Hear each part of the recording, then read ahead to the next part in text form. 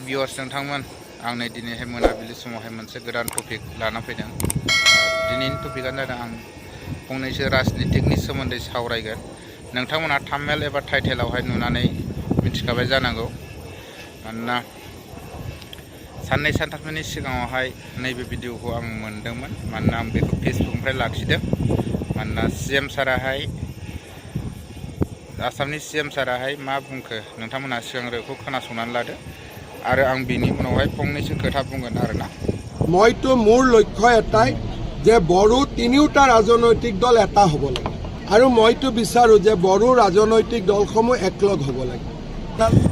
नोंथांमोना हयथ' भिडिअखौ नायनानै मिथिखाबाय जानांगौ। मानोना बे समावहाय जोंनि बर' हारिया एबा जोंनि बर' हारिनि राजनितिकफोराहाय सेरखाय फेरखाय गोदान गोदान आफादफोर सोमजिबाय थानायखौ नुनानैहाय सीएम सारा बुंबाय गासैबो राजनितिक दलफ्रानो बर'नि राजनितिक दलफ्रानो जयै खौसे खामानि मावजानायखौ लुबैदों आरोना, मोनसे दलावनो थानानैहाय। आरो जोंनि बर' हारिनि गेजेरावहाय गोबां दलफोर जाबाय, दा गोबां हान्जाफोर जाबाय नङा होमबा। दायो मोनसे हान्जायावनो थानानैहाय खामानिखौ मावोबा निस्सय बर' हारियाबो जौगागोन आरो बड'लेण्ड दानायावबो जाफुंसार जानो हागोन। आंनि गोसो गोरबोनिफ्राय आं बेखौ सानदों आरोना। मानोना जोंहा दिनैहाय गोदान गोदान आफादफोर ओंखारगासिनो दङ। गोदान गोदान आफादफोराहाय बे फिसा फिसा आफाद दानानैहाय जोंहा जेबो मुलाम्फा गैया। दा हारिखौ बोखावलायनाय, संगठनखौ बोखावलायनाय, एना एनि हिंसा हिंसिया बिदियाव बारासो जालायगासिनो दं आरोना।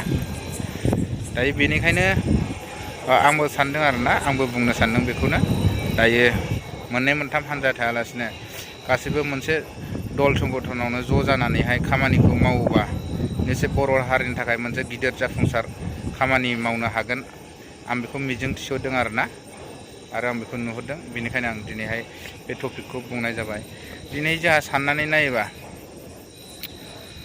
एनडिएफबि होननानै बुङोबा एनडिएफबिफ्रा मोनबेसे फेक्सन जाखो दिनै जों मिथिनो मोनो। एनडिएफबि होनबा मोनसेल' एनडिएफबि।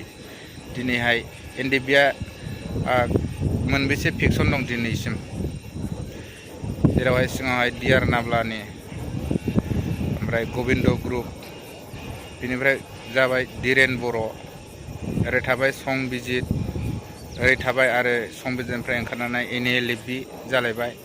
दा गोबां आफादफोर, नाथाय मावनाया नांनाया बर' हारिनि थाखाय मोनसेयानोमोन, थांखिया मोनसेयानोमोन। नाथाय बिसोर गावबागाव थांखिफोरखौ सिफायनानैहाय आलदा आलदा बिदिनो फिसा फिसा गावबागाव पार्टि दानानै लाबाय, गावबागाव नाम दोननानै लाबाय नङा होमबा।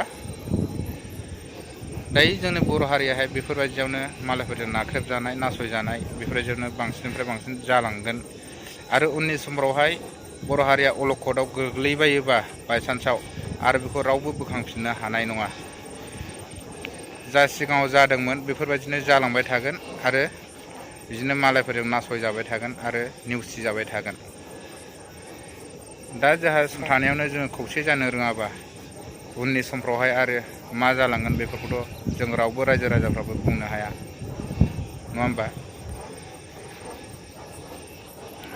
मानोना जोङो दा सम थानायफ्रावनो खौसे जायाबा, खौसे जानानै ज' खामानि मावाबा आरो उननि जेनेरेसनखौ जों बोरै दालांगोन बेखौहायथ' रावबो बुंनोनो हानाय नङा, नंगौना नङा रायजो राजाफोर।